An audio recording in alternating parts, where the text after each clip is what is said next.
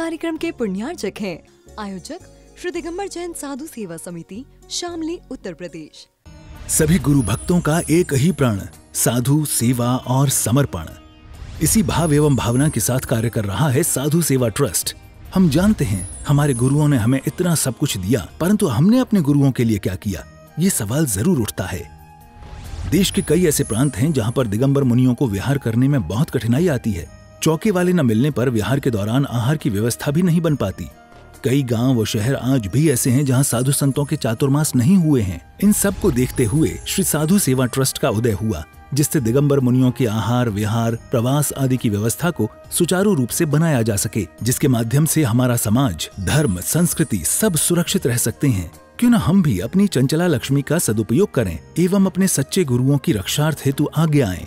योजना: परम संरक्षक 1,11,111 रुपए, वरिष्ठ संरक्षक 51,151 रुपए, संरक्षक 31,131 रुपए, आजीवन सदस्य 21,121 रुपए, सदस्य 11,111 रुपए। खाता विवरण: account name VVSP Sadhu Seva trust, bank name HDFC bank limited, account number 50200073358170, IFSC code HDFC 0001273, trust PAN card AADTV 8567E, mail ID vvspsadhusevatrust@gmail.com।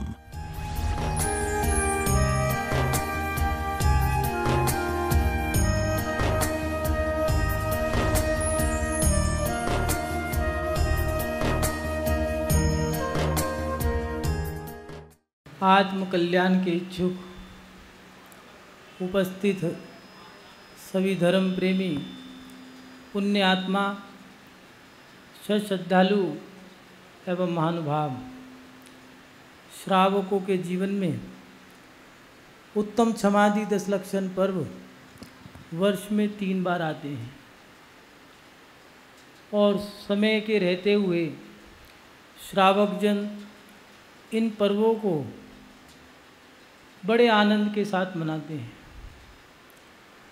किंतु कभी कभार हमारे मन में सवाल भी उत्पन्न होते हैं, पर्व क्यों मनाएं? पर्व मनाने का कारण है, पर्व को मनाने से हमारे अंतरंग में जो मलिनता आ जाती है, सम्यक दर्शन जो दूषित हो जाता है, हमारे अंदर जो प्रमाद आ जाता है धर्म के प्रति, उन पर्वों को मनाने से हमारे अंतरंग में शुद्धि होती है, आत्मा का मंजन होता है, मन का रंजन होता है, सम्यक दर्शन शुद्ध होता है, परिणाम पवित्र होते हैं।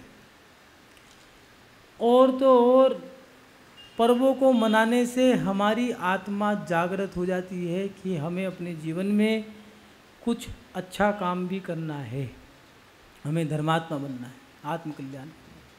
मान भाव, आज से भारत में ही नहीं, जहाँ भी जैन समाज के अनुयायी, जैन धर्म का पालन करने वाले जैन धर्मात्मा हैं, वहाँ पर पूरे विश्व में आज 10 लक्षण पर्व शुरू हो चुका है। कहीं छोटे रूप में, कहीं बड़े रूप में, सभी अपने अपने सामर्थ्य के अनुसार 10 लक्षण पर्व का पहला दिवस मना रहे हैं। भक्त श्रावकों के जीवन में एक सवाल खड़ा होता है कि उत्तम क्षमादि जो 10 धर्म हैं, ये 10 धर्म तो मुनि महाराज अंगीकार करते हैं, हम इसको कैसे अपनाएं? श्रावक मात्र इनकी पूजा करके अपने आप को धर्मात्मा मान लेते हैं, अहो भाग्य, अपने आप को धन्यात्मा मान लेते हैं। दिगंबर मुनि महाराज इन 10 धर्मों को अपनी आत्मा में धारण करते हैं। कितनी बड़ी बात है, जिनको लोग सोच भी नहीं सकते, जिनकी देव भी पूजा करते हैं, श्रावक भी जिनको उत्सव के रूप में मनाते हैं, ऐसे 10 धर्म दिगंबर संत अपने अंतरंग में धारण करते हैं। कितने महान संत होंगे वो, धन्य है दिगंबर संत। श्रावकों के मन में आता है कि हम क्षमा धर्म को कैसे धारण करें। महानुभाव, क्षमा धर्म को धारण करने के लिए हमें क्षमा से विपरीत जो विभाव है वो हमें त्यागना होगा। क्षमा की विपरीत दशा जो है वो हमें छोड़नी होगी, भूलनी होगी, त्याग करनी होगी, वो है क्रोध। हमें क्रोध का त्याग करना होगा। और क्रोध का त्याग कैसे करें, ये बड़ी कठिन बात है। कोई व्यक्ति धर्मात्मा है, बहुत बड़ा धर्मात्मा है, लेकिन समय करते समय ऊपर पंखा चल रहा हो, गर्मी का समय हो और पंखा कोई बंद कर दे, अब बताओ धर्म रहेगा या नहीं रहेगा? बड़ी कठिन बात है। ऐसे समय में हम क्रोध को त्याग कैसे करें? तो महानुभाव, क्रोध को त्याग करने का, क्रोध से बचने के 4 उपाय हैं। पहला उपाय है, जिस व्यक्ति पर क्रोध आ रहा है उस व्यक्ति को बदल दो। आप जिस पे क्रोध आ रहा है उस पे क्रोध मत करो, जिस पे क्रोध नहीं आ रहा एक बार को उस पे क्रोध कर दो, ज़्यादा अच्छा है। अग्नि में अग्नि डालोगे, अग्नि बढ़ जाएगी, क्या पता पूरे गांव को बर्बाद कर दे, या पूरी नगरी की नगरी भी जला सकती है। इसलिए जिस पे क्रोध आ रहा है उस पे क्रोध मत करो, या फिर किसी और से चर्चा कर लो। भैया एक काम करो, इससे बात ना करके उससे बात कर लो, क्योंकि जितना जिस क्रोध आ रहा है और उसी व्यक्ति से बार बार बात करोगे तो आपको क्रोध बढ़ेगा, क्रोध बढ़ता जाएगा। इसीलिए जब क्रोध आ रहा हो तो व्यक्ति बदल दो। धर्म की भाषा में कहें, सामग्री बदल दो। सामने वाले व्यक्ति को ना देख करके दूसरे व्यक्ति से बात करना शुरू कर दो, दूसरे व्यक्ति पे गुस्सा उतार दो, या किसी और व्यक्ति पे क्रोध कर लो तो वो कहेगा पता नहीं क्या हो गया, दिमाग खराब है, क्या हो गया, कुछ नहीं, मैं कुछ कहा नहीं फिर भी गुस्सा कर रहा है, इतना ही तो कहेगा। पहले कहेगा भैया मुझे बताओ, समझाओ तो सही, क्या बात होगी, मैंने गलती क्या कर दी? कोई बात नहीं, मुझे गुस्सा उस पर आ रहा था, गलती होगी भैया, क्षमा कर देना, मैंने तुम पे उतार दिया। हिसाब तभी बराबर हो जाएगा। जिस पे आ रहा था उसी पे उतार दोगे तो फिर वो भी कहेगा चिंता मत कर, तूने टोका तो मैं भी ठोकूंगा। तो इसलिए जिस पे क्रोध आ रहा है उस पे क्रोध मत करो। दूसरी बात, स्थान बदलने, अगर क्रोध आ रहा है तो आप लोग अपने स्थान को बदल दें। क्रोध अगर व्यक्ति कर रहा है, 2 जनों में आपस में लड़ाई हो गई है, क्रोध आ रहा है, गुस्सा आ रहा है, पत्नी पे, पति पे, बच्चों पर, या किसी व्यक्ति पर क्रोध आ रहा है, तो आप उठ करके यहाँ से वहाँ चले जाओ। कहाँ चले जाएं? इस कमरे से दूसरे कमरे में चले जाओ, कमरे से छत पे चले जाओ। पहले के लोग बहुत अच्छे थे, क्या करते थे, एक चुप, सब जानते हैं, एक चुप 100 को हराए। पत्नी ने सोच लिया है कि भैया ये तो चुप रहता है, चिंता मत करो, सुना के तो छोड़ूंगी, मार नहीं सकती, डांट नहीं सकती, पीट नहीं सकती, कोई बात नहीं, सुनाऊंगी, कोई बात नहीं। सुनाने का समय आया तो उन्होंने कहा ठीक है सुना लो, कब तक सुनाएगी। वो उठ करके कुर्ता लिया, गमछा लिया और बाहर निकल गए। कोई बात नहीं, पत्नी ने भी कहा छोड़ूंगी नहीं, भोजन करने तो बैठोगे, बस भोजन परोस दिया। जैसे ही निवाला तोड़ना शुरू किया और फिर तो दे ठकाटक, दे ठपाटक, दे पटापट, पूरे दिन की भसड़ उसी समय निकालनी है। पति भी क्या सोच रहा है, वो कह रहा है कि मेरे पिताजी ने कहा था बेटा 2 कान दिए हैं, एक सुनने के लिए, इधर से सुनो, एक इधर से निकाल दो। अपने आप को समझाना पड़ेगा, हमारा धर्म हमारे हाथ में है, हमें अपने धर्म को नष्ट नहीं करना। महानुभाव, हमें क्षमा धर्म को धारण करना है, क्षमा का त्याग नहीं करना है। क्षमा वीरस्य भूषणम, क्षमा नपुंसकों का, कायरों का धर्म नहीं है। क्षमा तो धर्म उन वीरों का धर्म है कि सक्षम है प्राण लेने में, बदला लेने में भी सक्षम है, लेकिन राजा को कह दिया ठीक है जाओ मैं तुम्हें क्षमा करता हूँ। महानुभाव, क्षमा करने के लिए बहुत बड़ा कालजा चाहिए, बहुत बड़ी सोच चाहिए। छोटी सोच वाला व्यक्ति बैर बांध के बैठ जाएगा, गांठ मार के बैठ जाएगा, लेकिन क्षमा नहीं करेगा। इसलिए क्षमा करने के लिए क्रोध का त्याग करना पड़ेगा, और क्रोध का त्याग करना है तो उसके कुछ उपाय हैं। पहला बताया, अगर क्रोध आ रहा है तो व्यक्ति को बदल दो, नहीं तो स्थान बदल दें, इसके साथ साथ अगर स्थान नहीं बदल पा रहे तो एक काम करो, समय बदल दो। भैया अभी मेरे को देखो, मेरा दिमाग खराब हो रहा है, मेरा या तो मेरा मन खराब है, मेरा मूड खराब है, मैं शाम को बात करूँगा। शाम को नहीं, किसी का मन होता है 2-4 दिन दिमाग खराब हो जाता है, कोई बात नहीं, एक काम करो, मैं 2 दिन बाद 4 दिन बाद बात करूँगा, 4 दिन बाद आना दो। समय बदल दो, अच्छा है। नहीं तो कई बार कई लोग ऐसे होते हैं, दो व्यक्ति लड़ रहे हैं आपस में, लड़ते लड़ते उन 2 जनों ने रोका, वो तो और चौड़े हो गए, बस छोड़ मुझे छोड़, वो कह रहे हैं मैंने पकड़ नहीं रखा, छोड़ मुझे छोड़, वो खुद पकड़ रखा है, छोड़ मुझे छोड़, और कुछ नहीं करना है, ना मारना है ना कुछ करना है, बस आपस में जोर जोर से चिल्ला चिल्ला करके मोहल्ला इकट्ठा करना है। वो भी कह रहे हैं हाथ तो लगा के दिखा, ना वो हाथ लगाएगा ना वो हाथ लगाएगा, बस इन चीज़ों से माहौल खराब होता है। जितना बाहर का माहौल खराब करोगे उतना उतना अंदर का माहौल भी खराब होगा, नियम से होगा। इसलिए क्रोध आ रहा हो तो व्यक्ति बदल दो, स्थान बदल दो, नहीं तो समय बदल दो, सुबह नहीं तो शाम को, शाम नहीं तो रात को, नहीं तो भैया 1 दिन बाद, 2 दिन बाद, 4 दिन बाद तुम मेरे पास आ जाना, मैं तुमसे बात कर लूँगा। अभी नहीं करना, अभी मैं हरगिज़ नहीं करूँगा। क्यों? मुझे मेरा अभी कषाय मेरी उदय में है, तो क्या पता उदय में ज़्यादा आ गई तो मेरा धर्म ही नष्ट कर दे। इसलिए समय बदल दें, उसके साथ साथ अगर ये भी ना कर सको, व्यक्ति बदल ना सको या फिर स्थान नहीं बदल सको, समय नहीं बदल सकते, तो फिर अपने परिणामों को बदल लें। परिणामों को बदल लो, विचारों को बदल लो। क्रोध आ रहा हो तो अपने पूर्वजों को याद कर लो, अपने पूर्व को याद कर लो, या अपने महापुरुषों को याद कर लो कि भैया कितना क्रोध आया। वो भट्टा जिसे कह दिया करते थे तो गुस्सा आ जाता था। तुंकारी 16 पीपे तेल के फूट गए, लेकिन उसे एक ही बात कही कि आप ले जाओ जितना तेल ले जाना है। गजकुमार मुनि के सर पे सिगड़ी रख दी। सेठ जी ने कहा ये तेल चाहिए। तेल कहाँ मिलेगा? तेल तो उसके पास मिलेगा, उसी महिला के पास। उसके पास गए, एक पीपा लिया, 2 पीपा लिया। उसने कहा मेरे पीपे फूट जाते, मैं क्या करूं? उन्होंने कहा जितने चाहिए ले जाओ, मैं आप पे गुस्सा नहीं करूंगी, कोई बात नहीं।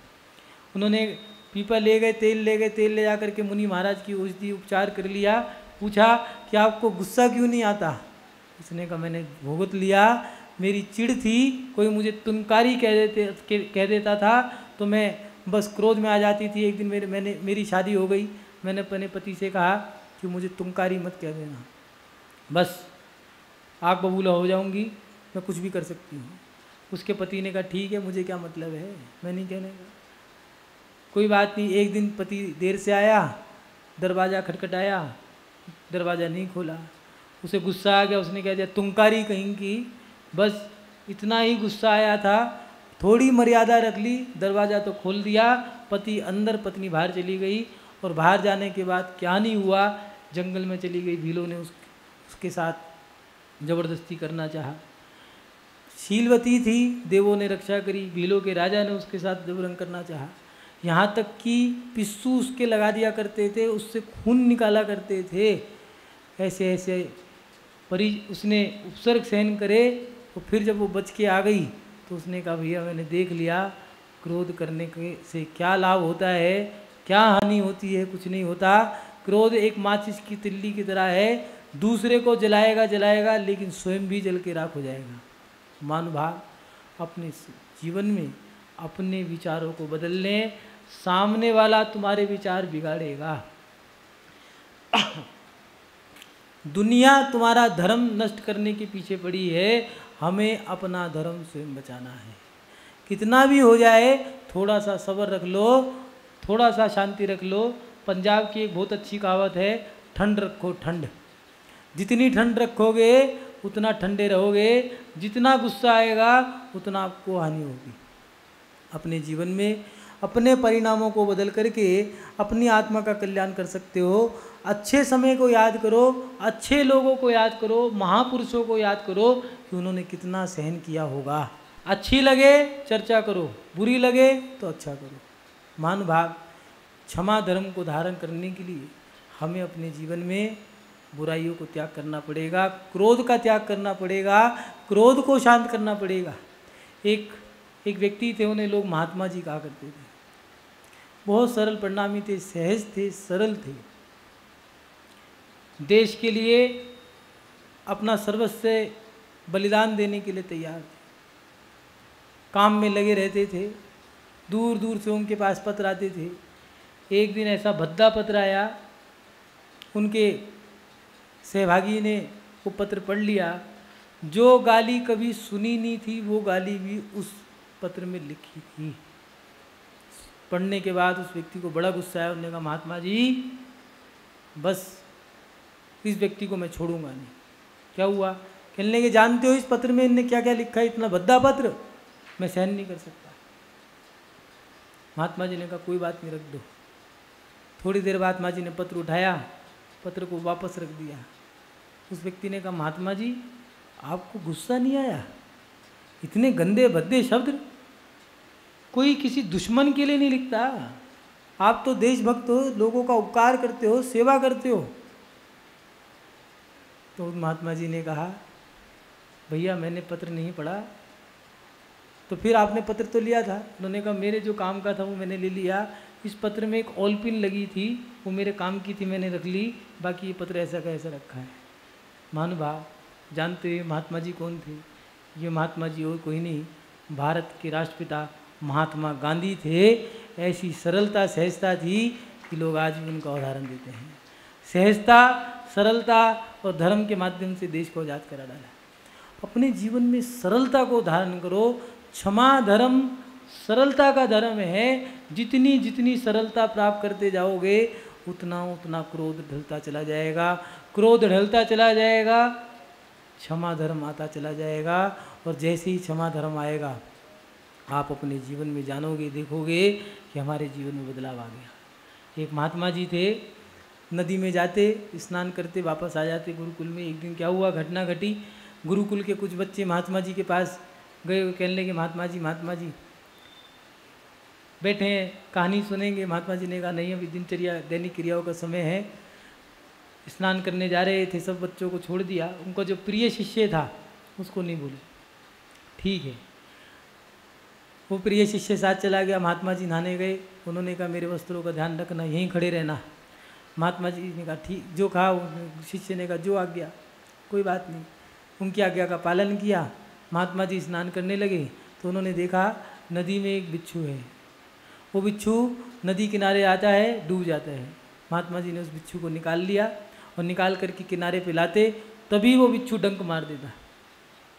महात्मा जी झटका सा लगता, हाथ जब बिच्छू का डंक लगा है तो दर्द तो होगा। हाथ पे जैसे ही डंक मारता हाथ हिल जाता, बिच्छू नीचे गिर जाता। महात्मा जी को बड़ा दुख होता कि बिच्छू गिर गया। फिर महात्मा जी निकालते बिच्छू को, जैसे ही बाहर निकालने वाले होते किनारे पे लाते, बिच्छू फिर डंक मार देता।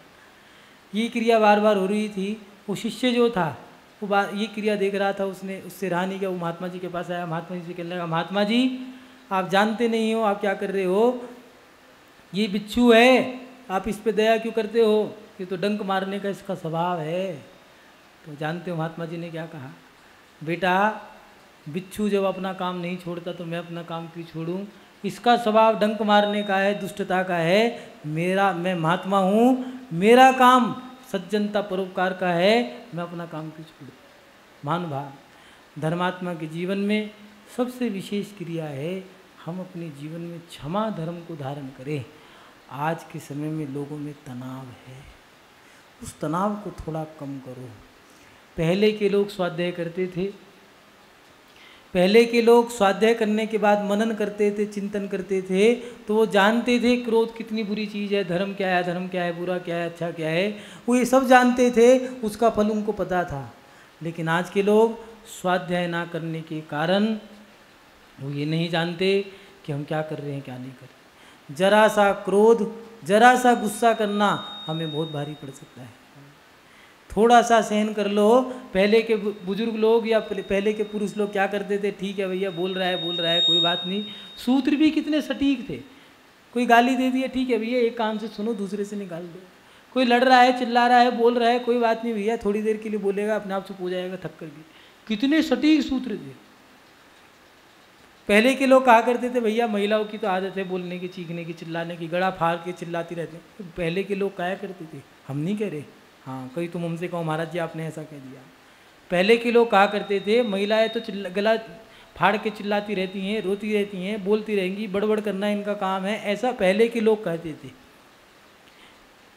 महिलाओं का काम है वो अपनी भड़ास निकाल लेगी, कोई बात नहीं, आपस में दो बर्तन होते हैं खटकेंगे, लेकिन खटको कोई बात नहीं, बहुत खटको, लेकिन इतना ही खटकना जब तक बर्तन फूट ना जाए।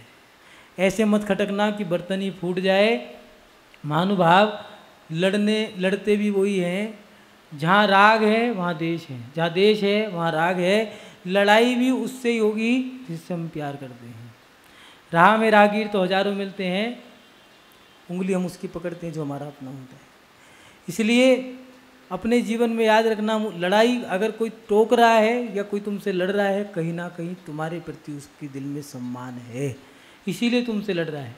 इसलिए अपने जीवन में थोड़ा सा सहन करो। सुबह को क्रोध है, शाम तक ढलते ढलते कह देगा भाई साहब क्षमा कर देना, मैंने गलती कर दी। अपने जीवन में थोड़ा सा सम्मान बना कर के रखो। आज लोगों में तनाव इतना है, उस तनाव में क्रोध आ जाता है, क्रोध आने के कारण व्यक्ति रिश्तों को ख़त्म कर देता है।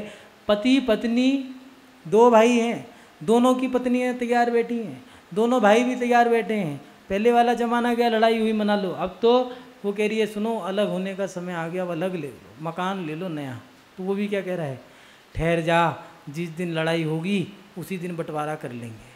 छोटे वाला कह रहा है, उसकी पत्नी कह रही है सुनो बंटवारे करवा लो, तो वो कह रहा है नहीं अभी रहने दो, मैं ही क्यों बोलूँ, जिस दिन लड़ाई होगी उसी दिन बंटवारे हो जाएंगे। पहले से फ्लैट देख लिया, पहले से मकान देख लिया, पहले से जगह देख रखी है, सब काम देख कर रखे हैं, बस लड़ाई होने की देर है। लेकिन महानुभाव अलग तो हो जाओगे, लेकिन अलग होने के बाद थोड़ा सा सहन कर लेते कोई बात नहीं थी, लेकिन वो सहन ना करने के कारण बाद में पश्चाताप के आंसू रह जाते हैं। फिर कहते हैं काश थोड़ा सहन कर लेते, एक साथ रह लेते, आपस में हंस तो लेते, रो तो लेते। पति तो चले जाते दुकान पे, दीवारों को खाएंगे क्या, नोटों को चाटेंगे क्या, क्या करें। इसलिए अपने जीवन में थोड़ा सहन कर लो। किसी ने बहुत अच्छी बात कही है, थोड़ा सह लेते, क्रोध पीना सीख लिया होता, खुदा की कसम क्रोध पीना सीख लिया होता, अपने जीवन में जीना सीख लिया होता। जो व्यक्ति क्रोध पीना सीख गए वही जीना सीख गए। अपने जीवन में क्रोध को पीना सीखें, अपने जीवन में क्षमा धर्म को धारण करें। महात्मा लोगों ने लिखा भी है, क्षमा रूप चिंतामणि रहता जिसके पास, तीन लोक की संपदा बनती उसकी दास। क्षमा धर्म को धारण करो, अपने जीवन में तनाव को कम करो। महानुभाव आप सभी लोग अपने जीवन में इन धर्मों को धारण करने का प्रयास करें। मात्र थाली में इधर से उधर पूजा करने से कुछ नहीं होता। क्षमा धर्म के मायने समझें, क्षमा धर्म को धारण करने का प्रयास करें, कोशिश करें कि हम भी अपने जीवन में क्षमा धर्म धारण करें। आज का दिन क्षमा धर्म का है। कुछ लोग दुकान पे बैठ के क्षमा मांगते हैं ग्राहकों से, हमने कोई गलती कर दी हो तो क्षमा कर देना। कोई पड़ोसी, कोई व्यक्ति जाएगा राहगीर से, भाई साहब क्षमा कर देना। कुछ लोग आते हैं हमारे पास, महाराज जी क्षमा कर देना। हम कहते भाई तुम्हें जानते नहीं, नहीं आज क्षमा धर्म है, आप हमें क्षमा कर देना। अरे उनसे क्षमा मत मांगो जिनको तुम जानते नहीं।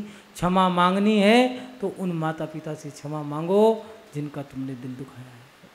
क्षमा मांगनी है तो बड़े भाई से जा कर के क्षमा मांगो, उस भाई से क्षमा मांगो जिस भाई ने तुम्हें बड़ा किया, पढ़ाया लिखाया, पैरों पे खड़ा किया, जिसका दिल तोड़ करके तुमने मकान अलग कर लिया, जब सहारे की ज़रूरत थी सहारा नहीं दिया, और अब तुम खुश हो रहे हो, वो रो रहा है, उसके दिल से दुआ नहीं आहा निकल रही है, उस भाई से जाके क्षमा मांगो।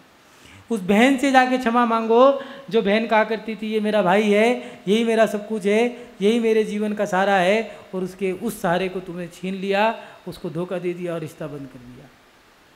क्षमा मांगनी है तो समाज के उस व्यक्ति से क्षमा मांगो जाकर के जिससे तुम्हारा बैर है, जिनके साथ तुम बैठ नहीं सकते, पूजा नहीं कर सकते, उन लोगों से जाकर के क्षमा मांगो। क्षमा धर्म के मायने यही है, झुकने वाला बड़ा है, जो झुकता है वो बड़ा है। क्षमा बड़न को चाहिए छोटन को उत्पाद। जो उत्पात कर रहा है, जो चिल्ला रहा है, चीख रहा है, जो डांट रहा है, चिल्ला रहा है, वो व्यक्ति बड़ा नहीं है। वो क्षमा बड़न को चाहिए, छोटन को उत्पाद। जो उत्पाद कर रहा है, जो चीख रहा है, चिल्ला रहा है, क्रोध कर रहा है, वो व्यक्ति बड़ा नहीं हो सकता, वो छोटा है, चाहे वो 80 साल का ही व्यक्ति क्यों ना हो। और 80 साल का व्यक्ति अगर मंदिर में चिल्ला रहा है, बच्चों के ऊपर चिल्ला रहा है, और बच्चा भी कह रहा हो कि बाबा मैं तुम्हें क्षमा करता हूँ, कोई बात नहीं, आप गुस्सा मत करो, तो याद रखना वो 8 साल का बच्चा बड़ा है, वो 80 साल का व्यक्ति छोटा है। क्षमा बड़न को चाहिए, छोटन को उत्पाद। जो व्यक्ति क्षमा करता है वो बड़ा है। बड़ा बनना है, पैसे से कोई बड़ा नहीं बनता, पैसा तो वेश्या के पास भी होता है। बड़ा बनना है तो अपने अंतरंग में धर्म को धारण करो, अपने जीवन में इन धर्मों को धारण करो, आप अपने जीवन में बड़े बनोगे। महानुभाव, आप अपने जीवन में धर्म को धारण करके क्षमा धर्म को अंतरंग से धारण करें, भारी क्रियाओं से धारण मत करें। ये पवित्र धर्म है, इनको धारण करने के बाद व्यक्ति महाव्रती कहलाता है। व्रतों को धारण करने के बाद महाव्रती कहलाता है। इन धर्मों को धारण करने के बाद व्यक्ति धर्मात्मा कहलाता है। इस कार्यक्रम के पुण्यार्चक थे आयोजक श्री दिगंबर जैन साधु सेवा समिति, शामली, उत्तर प्रदेश।